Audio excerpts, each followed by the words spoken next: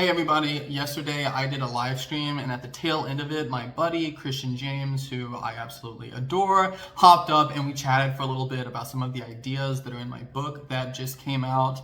And so the live stream that you're about to see is me and CJ just chatting about these ideas. If you're interested in my book, it's in the description and I hope you guys enjoy our conversation. I know I did. It'd be a cardinal sin. It would be the unforgivable sin if I didn't bring Christian up for just a few moments.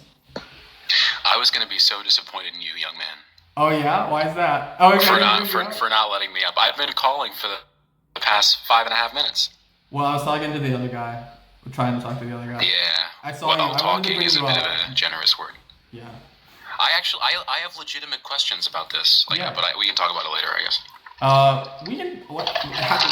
What are the nature of your questions? How long of a conversation do you think this is going to be?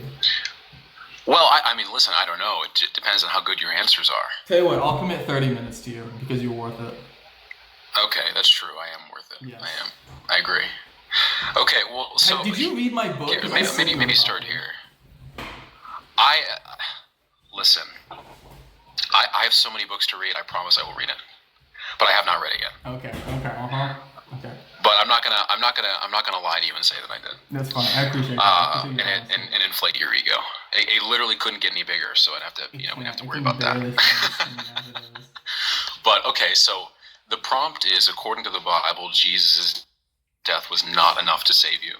So I'm guessing here, to be charitable, I'm guessing what you mean is if the biblical story stopped at Jesus' death, salvation would not have been effectuate for anybody. Yeah. So I guess here's a question I have for you. So how does this prompt relate to Jesus arguing on behalf of this divine council in this sort of divine court case? I want to get that perspective, and then I want to hear what your soteriological conclusion is for when salvation is effectuated by Jesus. What point during the process? Yeah, so as far as this prompt is my way of getting people to be like, what do you mean? How dare you? Show me scriptures, and then I can point to the scriptures that talk about Jesus interceding for us. So this is my spearhead into like this, and Jesus is in some sense testifying for us in heaven. So my kind of go-to verses when people try to push me on this, and like, okay, like let's look at the stuff that Jesus does in the New Testament. So my go-tos are like Romans 8:33 through 34. Who can bring charges against us? Christ died. More than that, he's raised. He's interceding for us.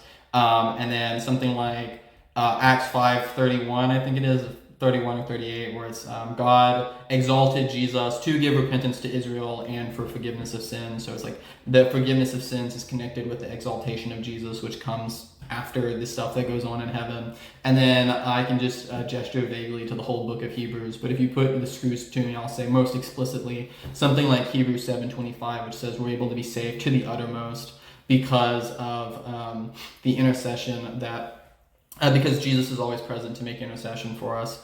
And you say, well, okay, what does this intercession look like? So this was a question I was having a conversation with Courtney at Biblical Apologetics.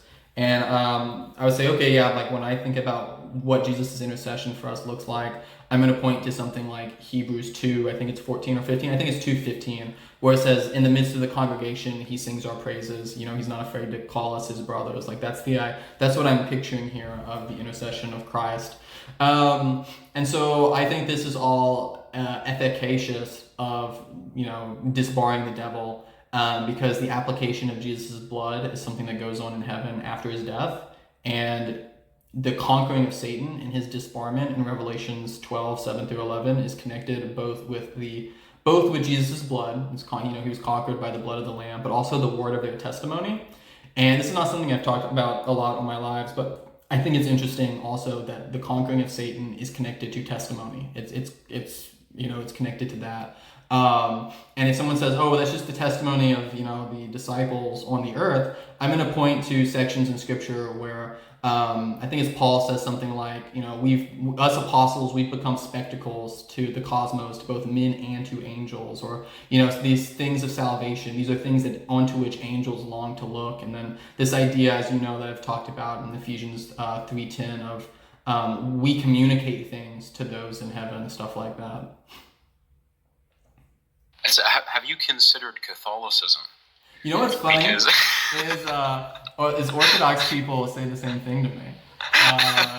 Orthodox. It's deeply Catholic. What you're talking about, the concept of propitiatory intercession on behalf of our heavenly family, by our heavenly family, and of course, firstly through Jesus Christ.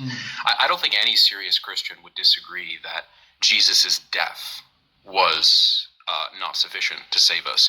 I think there's going to be three parts to that. It's going to be death, resurrection. Of my videos. Oh, I'm sure, but what I mean is that I think properly understood, this is a very difficult thesis to disagree with, because otherwise they'd have to say that the resurrection of Jesus and the ascension of Jesus were ultimately purposeless when it comes to salvation, which seems to me to be clearly not true.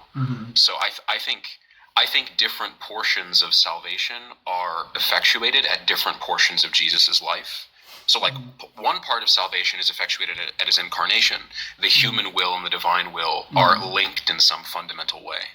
Well, and that linking sort of finishes when he ascends into heaven, and we have this sort of perpetual advocate in humanity inside of heaven. But that just sounds to me like the teaching of the Catholic Church. So I'm curious whether or not denominationally, I don't know if you say your denomination publicly, but I think this kind of idea, I think you would find very difficult to hold to unless you were at very least a high church Anglican or some kind of Catholic or some kind of eccentric Orthodox Christian. I'm definitely making a lot of low church Protestants very angry with me. But here's what's interesting. I'm friends with a local pastor who's just kind of he's a pastor of a kind of a generic non-denominational church, and he's into this. And I've sent my book to him, and I've visited his church, and there have been times I've visited his church, and what he's preaching, I'm like, oh, I know where you got this. This sounds a lot like this chapter of my book, like the order of information and everything. And so right. But I mean, we both know a Jehovah's Witness in our circles. He loved it. Fan loved it. You like this idea, you're Catholic. I have Orthodox. I'm friends with an Orthodox priest. He's like, oh yeah, this is very Orthodox. Everybody but these darn uninformed PSA. Well, yeah, I think it might actually be heartening to you that the fundies don't like it. Yeah. That there's the ecumenical agreement is among Orthodox Catholic and High Church Protestant and sort of, thoughtful witness or what have you. Are you talking about Kelton? Yeah. That likes it? Okay, got you. Yeah. I figured. No, this sounds like something Kelton would be into. No, I like the basic premise. I think the premise.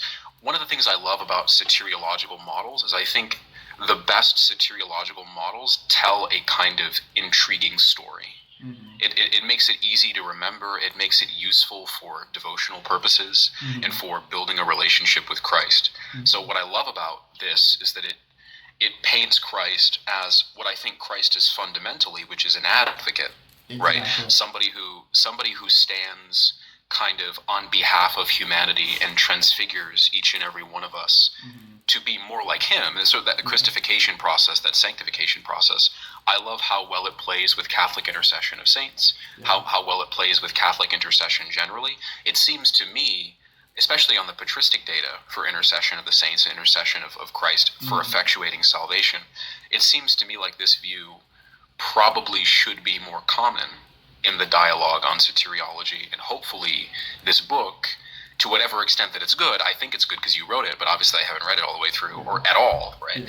But provided that it's very similar to the notes that I took that one time when you gave me the little lecture and I took notes on that.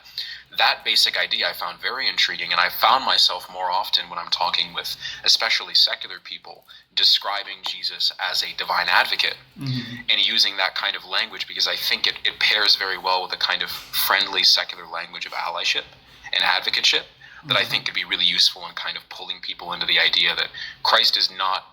You don't want to forget, I think, at least from my Catholic perspective, I don't want to forget about the effectuate blood of Christ and about how that matters and sort of propitiatory atonement and things like that. I don't want to forget about that, but I also want to have a way to describe soteriology that is maybe more enticing to people who have grown up in modern America and don't necessarily understand ancient Jewish customs on blood. Yeah. Right? Yeah. There's a term that it only comes up a couple of times in Scripture. It comes up in Ezekiel and I think in Psalms and maybe like one or two other places, but it's pretty rare. And it's the idea of standing in the breach. So I think it's Ezekiel either 22 or 29. God says, you did all this evil stuff, and I sought for a man to stand in the breach, so that he could not destroy the nations. He was seeking for one man to stand in the breach between the people and him, and to get the people to repent and things like that. So I like the language. Like, that's the language I kind of want to incorporate. Christ is the one who stands in the breach between God and man, and defends us against these allegations and stuff like that. So I think you should read my book. It's short. You could knock it out in Did you say that you sent it to me? Yeah, dude, I sent it to you like 1,000 years ago. I can send you an updated copy, like an updated PDF. Yeah, send me an updated. I'm guessing what you mean by that is that you messaged me a PDF copy. I sent you a doc copy. This was before I got the formatting done, and so it was a doc. Okay, I see. There was a document copy. Okay. So you can get the updated copy with less grammatical errors. Yeah. Well, I would prefer the one with less grammatical errors, because that would bother me if I read it. Oh, okay. Well, then, I would notice them. Yeah, you would. If I find any in the finished product, I will throw it away. Just so you know. You should. If it's not an errant, I don't want it. Yeah, I mean, I have the same philosophy. Yeah, if it's not an errand. Yeah, no, so I mean, like, I think, like, so at the core of my theory, something that I kind of do is, and I say this in the book, is I'm like, I don't seek to provide like an exact nuts and bolts of exactly what happened. I want to give like a general story of like something like this happened, and say like it's something in this ballpark, it's something resembling this, and then I kind of tell people in the book, I'm like, if there's a part of my story you don't like, feel free to change it. I probably don't like that part either, and let me know what you changed and why, and maybe I agree with it more. Because there are options here. So like a lot of people have asked me, like, what does Jesus's death do? And at that, I have like several different options that I kind of lay out. I'm like, I don't know, probably some of these things, like a combination of, like, this is how it contributes to, his advocacy and things along those lines. So I'd be interested to see, not only whether or not you liked it, but to see if there are any holes that you can find and like really press in and like cause me pain.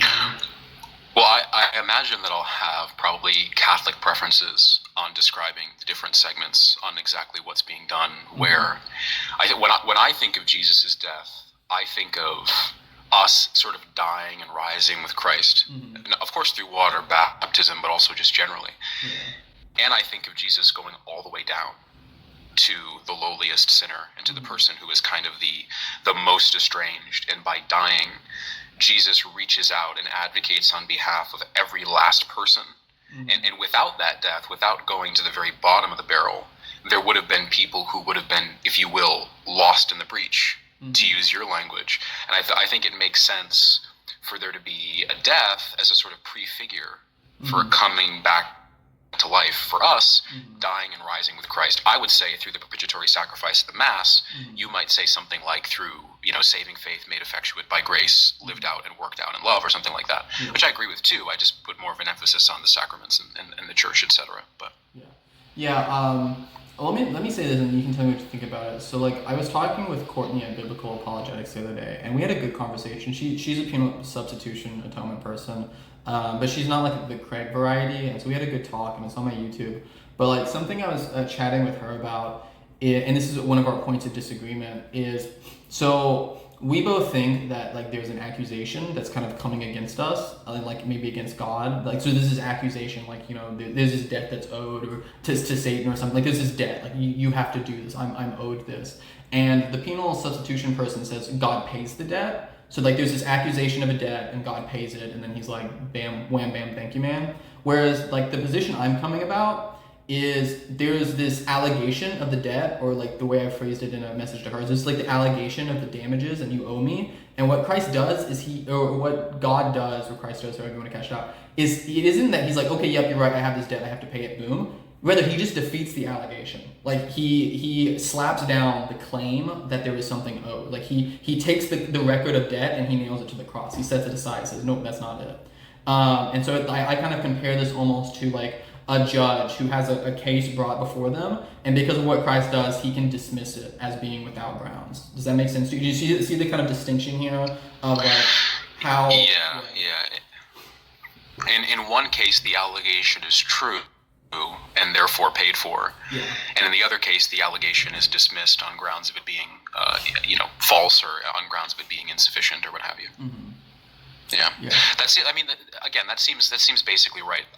My soteriological model that I really favor is Hans Urs von Balthasar's explanation, where he basically speaks about the entire story of salvation as the playing out of a theodrama, or a sort of dramatic telling of a combination of a combining of the ego drama, or the sort of broken human will, and the theodrama, the perfect Christified will of God, that being.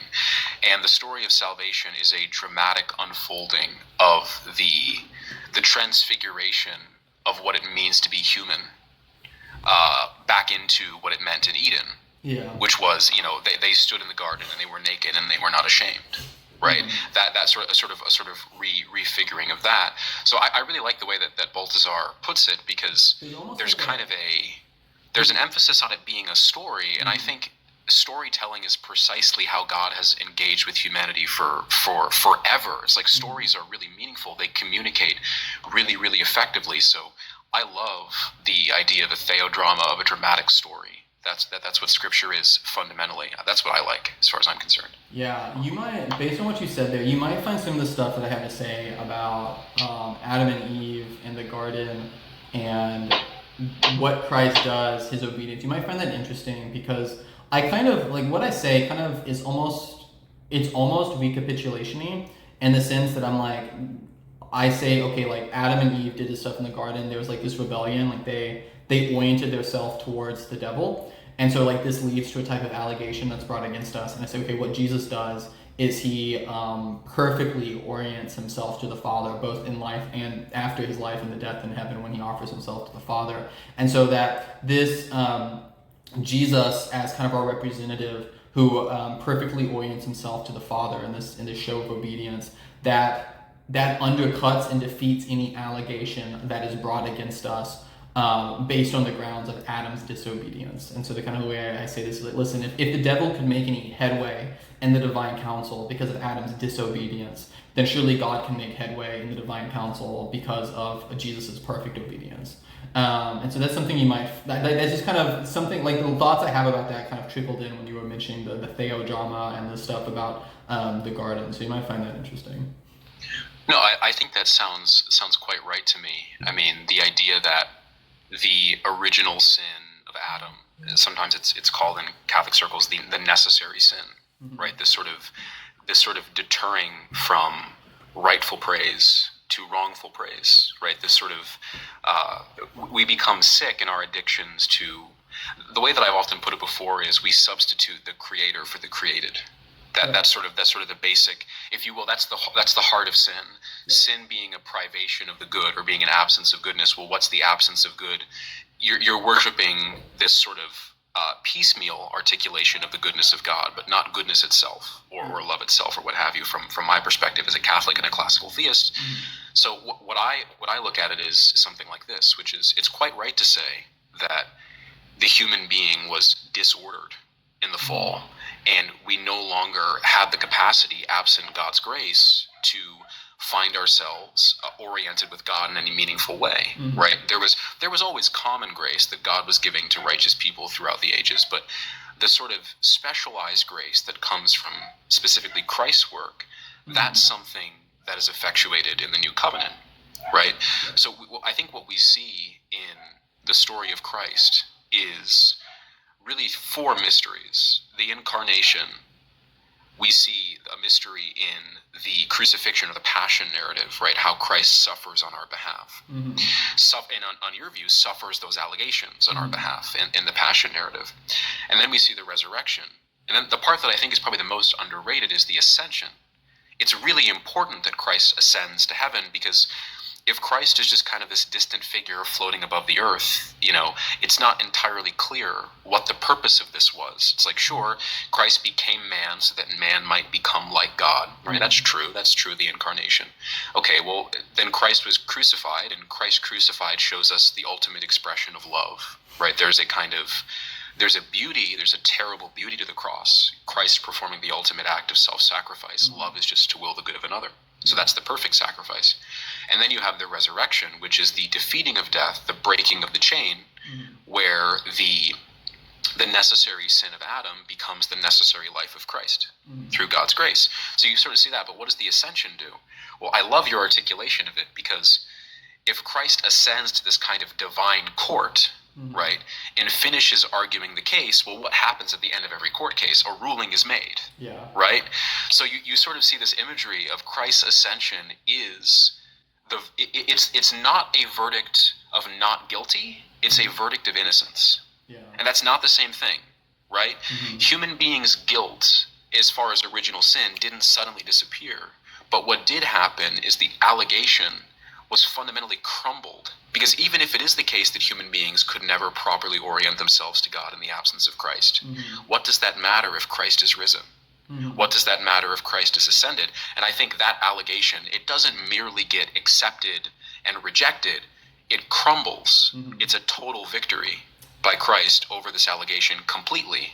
And I think I quite like that as far as what you've said. Yeah, so something I do in my articulation, which maybe it's different, but maybe it's something that, like, and maybe you'd agree with aspects of this, is I locate, I mean, in some sense, the resurrection is the conquering of death. Like, don't get me wrong there. But when it comes to the defeating of the authorities, like, so, like, when it comes to, like, the defeat of Satan and him being stripped of, his authority and stuff like that, I link that to what goes on after the ascension, after he presents himself to the Father and makes arguments and is seated at the right hand of the Majesty on high and exalted. I connect the defeat of Satan and the stripping of his authority and stuff like that. I connect that with what's going on in this court case stuff.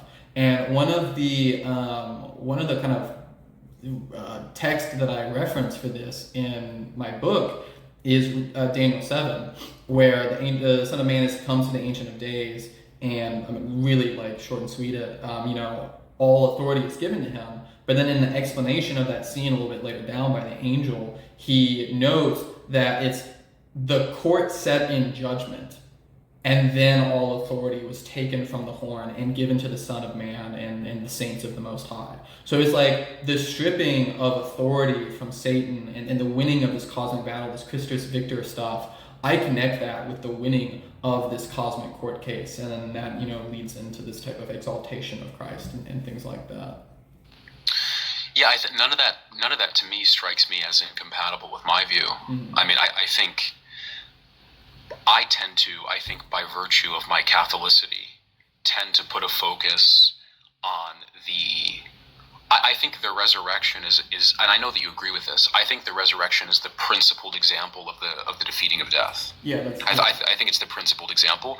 I do think there are other parts of the story of salvation that obviously prefigure a defeating of death and perhaps even effectuate it at some level. But I am, the reason why I tend to take a resurrection-centric approach to talking about a defeating of death is because I think the language here, the literary language here is so clear, which is by Christ dying and rising, we see an effectuation of our dying and rising. I think there's maybe just like a pragmatic benefit to centering it around that. Mechanistically, perhaps there's more to be said, but I think at least rhetorically it's useful to focus on the resurrection there. Well, I'm comfortable with putting a focus on the resurrection when it comes to the ultimate display of the defeat of death, because Christ's resurrection, he is the first fruits. He that is the first fruits of the conquering of death is Christ's resurrection. So yeah, I don't have too much trouble with the way you're articulating it either. Yeah. Well, I certainly didn't think so, and I think people, just for people this is the last thing I'll say, because I know you want to head out, and I've enjoyed the conversation. We can talk about this more privately or on another TikTok live, but people in the chat just maybe this is just like a sort of a universal, the universal call to holiness. I have a new universal call. It's to common sense, right? If you read the prompt and it seems too ridiculous to believe, it's probably not the person who's saying it who's ridiculous. It's probably that you're not reading it very charitably. So obviously it's not the case that I'd call you Garb or James. Obviously it's not the case that Garb believes that Jesus' death is not an important part of the story of salvation. It's obviously not the case that Garb denies that salvation is in some sense effectuated through the story of Jesus Christ dying and rising and ascending, what have you. What he's saying is that if the story stopped at Jesus' death, if Jesus had just died, right, and nothing had happened after that, well, then where is our hope?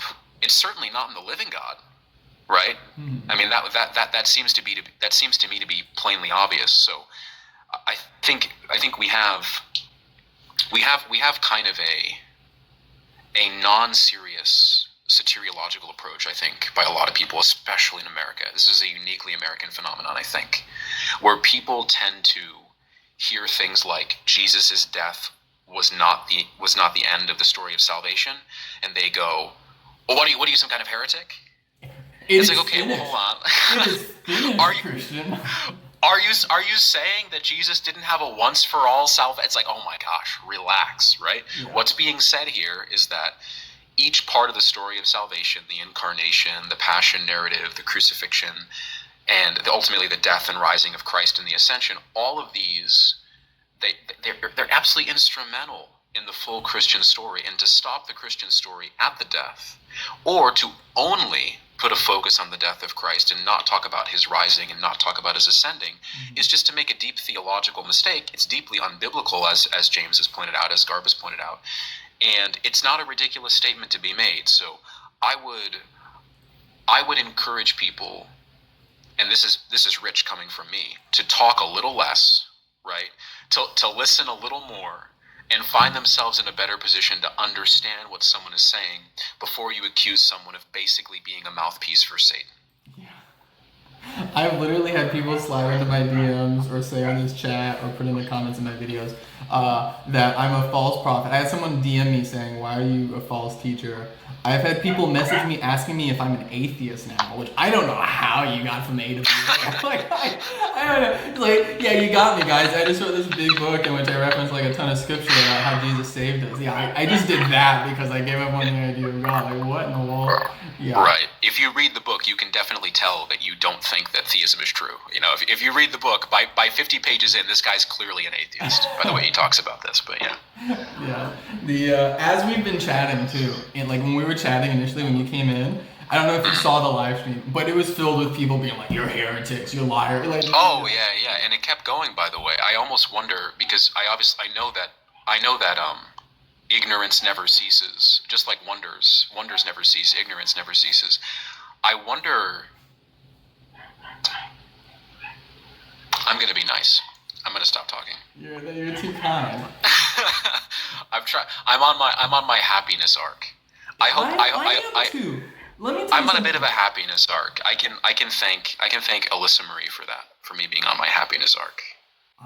I'm trying to be on my happiness arc when it comes to TikTok and things like that. Like I got a little too spicy this morning making a response video, and I just stopped halfway through and I'm like, I'm not doing this. I just like, this is not good for me. Like I'm just like, we're not doing this. Yeah. I have TikTok deleted unless I'm going on lives, unless I'm purposefully going to either make a live or join someone else's live. So, it can be a toxic place, but if you use it for good, in the same way that, I forget the church father that says, reclaim what has been taken and use it for the forces of good, or what. I'm sure it's probably Augustine. That sounds like Augustine would say. Yeah. Or Augustine, for those among us who are truly despicable people. Anyway, I'm just kind of rambling, but thank you for letting me up. I'm probably going to go live after this, either that or find someone else's live to terrorize. So thank you for letting me up. Dude, you terrorizing my live is fantastic. It's always a pleasure. Good to see you, James. God bless you. I'm going to go spend time with my wife. Everybody have a good night. Oh, check out The Devil's Disbarment, linked on my profile. Book available on Kindle Unlimited. Free on Kindle Unlimited. Devil's Disbarment, link in profile. I have to do that before I get off.